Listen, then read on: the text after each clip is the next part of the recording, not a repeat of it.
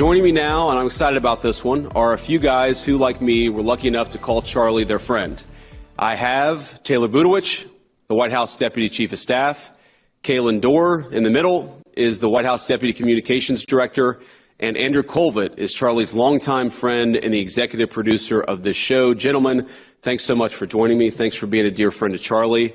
And I thought what I'd start with is, we all knew Charlie the man, not just Charlie the personality or Charlie the celebrity or Charlie the guy who did debates on college campuses. I want to start with you, Taylor. What's something that you wish people knew about Charlie that they don't if they just watch his clips on X or YouTube or wherever? With Charlie, what you see is what you get, and I think that was true even from my first interactions with him on the 2020 presidential campaign. We would always be doing these fundraisers. Don Jr., Kimberly Guilfoyle, who was the Trump Victory Finance Chair, would host these big fundraising events. Charlie was always the first one to show up, and we would do these team events where we'd make calls all day. And you'd always want Charlie on your team because the guy would get there first, make as many calls, and he was the best fundraiser that we had. But, we have not just the privilege of being Charlie's friend, but seeing what he's built through Turning Point. And it became personal to me when my sister, who we're from California, and is trying to find her way politically, and said, I want to get involved. And we have the benefit of we can go to any event, any rally, any intimate setting.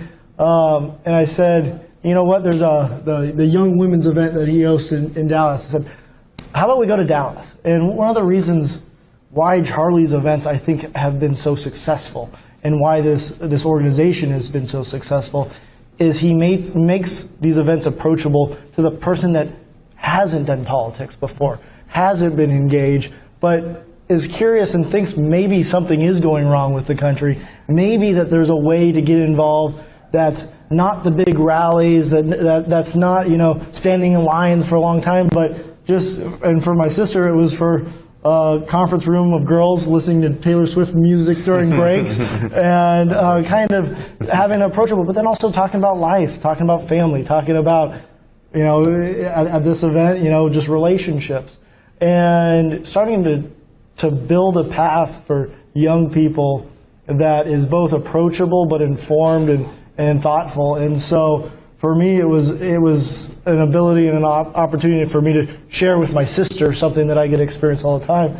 And I think it was something that she really appreciated, and I know millions of young people are appreciating, and by the looks of the signups pretty good, and they're going to appreciate it a lot more. Yeah. We'll talk about that, Andrew. So it sounds like there's been this blowout of interest in Turning Points USA and the mission. One of the things I really hope is that this assassin didn't silence Charlie's movement, and I think that's the best way for us to honor him is to keep it going. You're one of the critical people at TPUSA. Tell us a little bit about Charlie, but also about what you've seen in the wake of Charlie's assassination.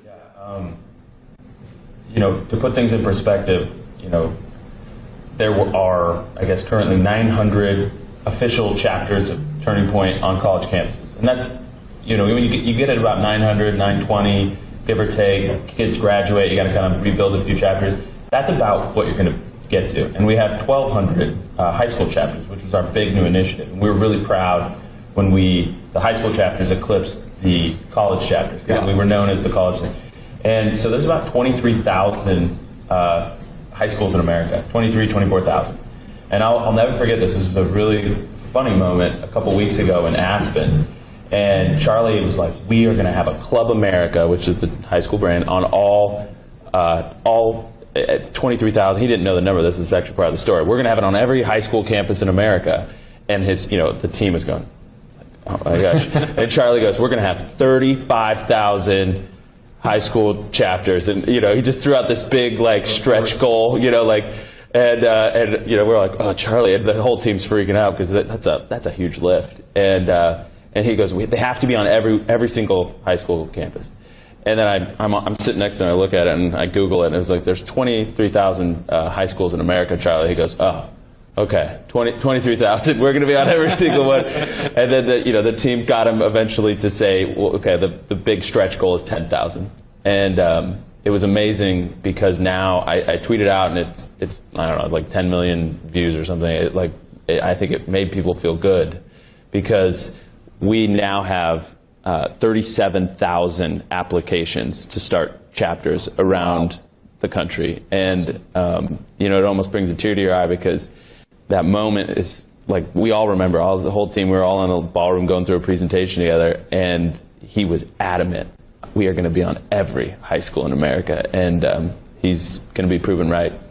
That's right. Well, he was, in a lot of ways, as you guys know, the ultimate cheerleader. And he saw in you things that you didn't necessarily see in yourself. He was a true friend in that way. And I remember, you know, one particularly difficult moment, probably the hardest moment on the campaign trail for me. We had an event in Arizona, I believe with a bunch of faith leaders. And it was the one time on the entire national campaign where I gave my chief of staff a hug and apologized to him, because I was just I hadn't seen the kids in 7 days. I was particularly cranky. And I get to this event, and I'm just kind of like, man, come on, we got to do this again. And Charlie comes back and he gives me a hug.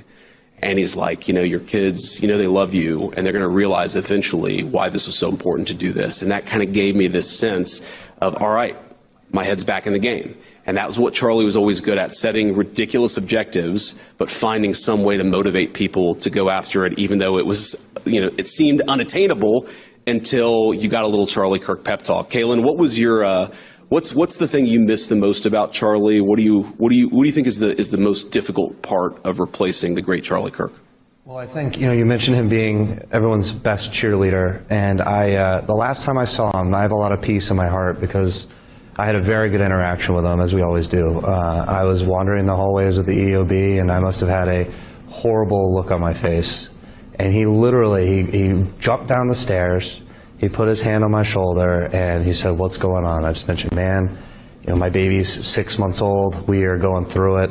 We are really I'm struggling, man." And he sat there and he prayed for me in the halls of the EOB for quite a bit of time. And he didn't need to do that, right? You know, it could have been a quick check-in.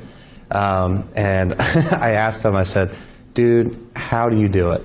How are you doing it? You're killing it. You're a great dad. You guys are doing an amazing job at Turning Point. I think you're doing everything you can." And he looks at me and says, "I have a great team." And I laughed and I said, "Cool. So are you going to donate to the Kaelan Door Nanny Fund after this?" And he said, "No, that's not what I'm talking about. I have a great team." I said, "You and JD and everyone here in this building are part of the team. And I know that he would be very excited to see all the work that we have going on here in the administration, but also all the testimonials. I mean, like, I don't know how the guy had the bandwidth. Like, the sheer volume of people whose lives he touched that we're just now discovering is out of control. And I think, you know, growing up, we didn't have a Turning Point. We didn't have a Charlie. We didn't have these kind of people in our lives who dedicated and put in the blood, sweat, and tears to go make sure that this was a thing that existed for people like us. And, you know, the lasting message is that, and, you know, I think I've said this at Turning Point events before, is that the left wins, the enemy, they win when you feel alone. And when you feel like you're the only one who thinks, eats, prays, breathes, lives the way that you do. And Charlie was so great at connecting those dots and connecting human beings.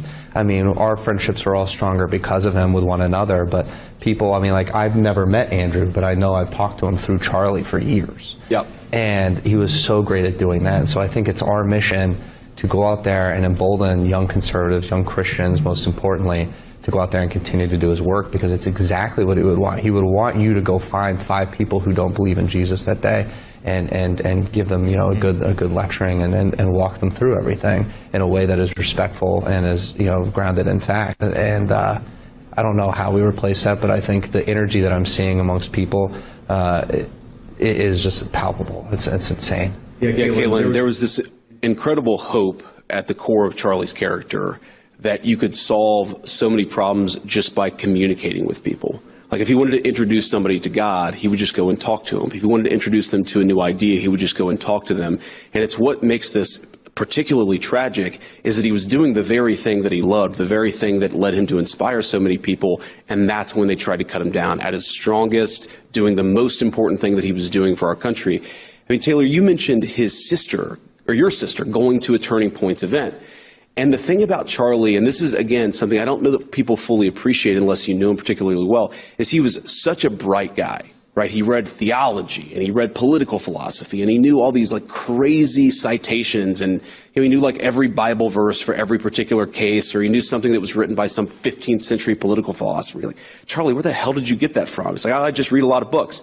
But he could also deal with people at the level who didn't know anything about politics, who were curious, who loved their country, they wanted to make it better. Taylor, talk a little bit about that, because Taylor, those of you who don't know, is the lead in our communication shop here in the White House. He knows more about talking to people than pretty much anybody in the White House, or at least that's what you're supposed to know more than anybody else about. But like, talk about Charlie the communicator, because that's one of the things that made him who he was.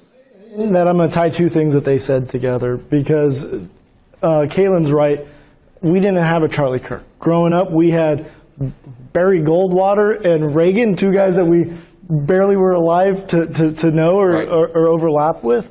The future has Charlie Kirk. And, you know, before Wednesday, Charlie Kirk was a young man inspiring young people. After he was killed, he has become a titan whose inspiration will move through eternity, inspiring millions of people for decades to come. And he does it through both the understanding of biblical terms. I mean, I spent, I'm sure like a lot of people this weekend, spent my weekend scrolling through old videos of Charlie, and one really hit me, the story of Jesus meeting the prostitute, where he says, you know, those without sin cast the first stone. And Charlie points out, everyone forgets what he says next. And he says to the prostitute, go on, sin no more. And Charlie understood both the compassion of the Bible, but the honesty and truth-telling of the Bible. That is what I think has been missing in our political discourse, that you don't have to be nasty, you can be compassionate, but you should tell the truth. And so the future of the political movement is going to be informed by young people, brave and courageous enough to tell the truth, but compassionate enough to understand the suffering of those around them. And that's Charlie Kirk. For full shows, live and on demand, it's Salem News Channel.